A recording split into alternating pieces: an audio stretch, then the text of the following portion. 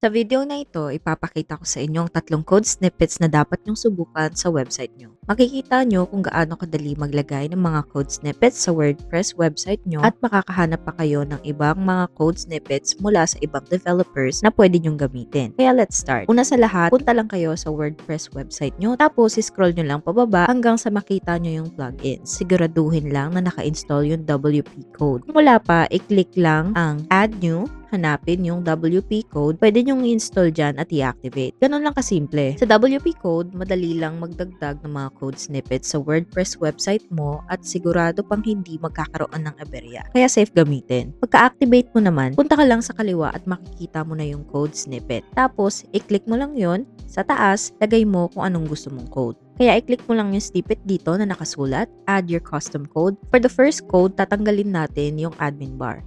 Makikita mo yung website na walang distractions at the top or bottom. Halimbawa, kung papasok ka sa website mo, i-click mo lang yung visit site. You might see that the admin bar is at the very top. Kaya di mo makikita na maayos yung website mo. I-disable natin yan. Para sa title, ilalagay natin disable admin bar. PHP snippet yung klase ng code, kaya i-adjust natin yan. Ngayon, ilalagay lang natin yung code dito.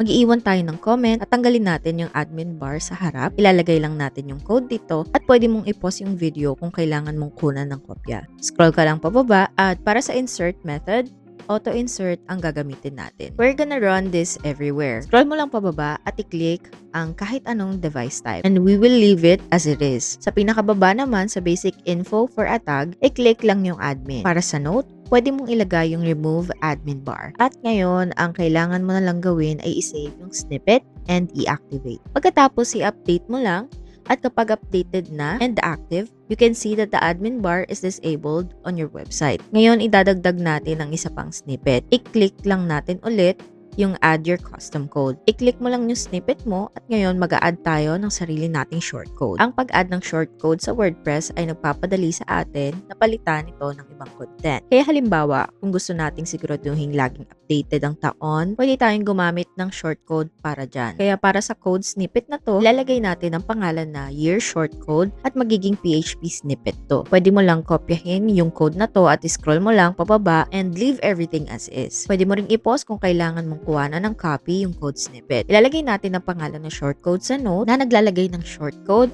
para sa current year.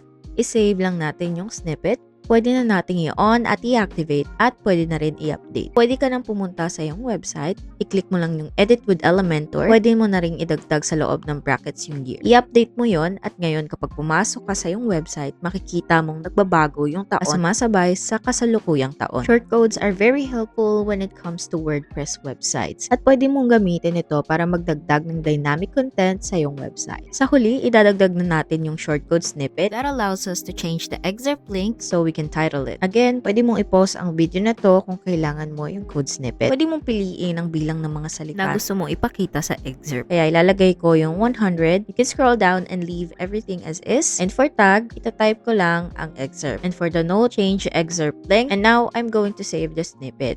And then, i-activate ko at i-update. Kung babalik ka sa yung website at i-edit mo yung bilang ng mga salita na ipapakita ng excerpt na sinulat mo, magiging 100 o anumang iba pang bilang na nilagay mo. If there's a mistake in your code, hindi i-activate ng WP code yung code mo at mag-error, which ensures the safety of your code. Kung gusto mong makahanap ng higit pang mga code snippet na pwede mong gamitin sa iyong website, pwede kang pumasok sa library ng WP code at mag-browse sa lahat ng mga code snippets na meron sila dito ng libre. At mag-check sa mga links na to para hanapin yung iba pang code snippets na pwede mong gamitin sa WordPress website mo nagawa ng ibang developers. At yun lang, ganyan lang kadali magdagdag ng code snippets sa website mo at kung paano mo mahanap ang ibang pang mga code snippets na ginawa ng ibang developers. You can check out our other videos on how to build websites as well as learn some cool tricks and tips. You can also use the link that we have provided sa baba and use our code for a great discount. At kung gusto mo pa ng maraming videos na ganito, please make sure to like and subscribe.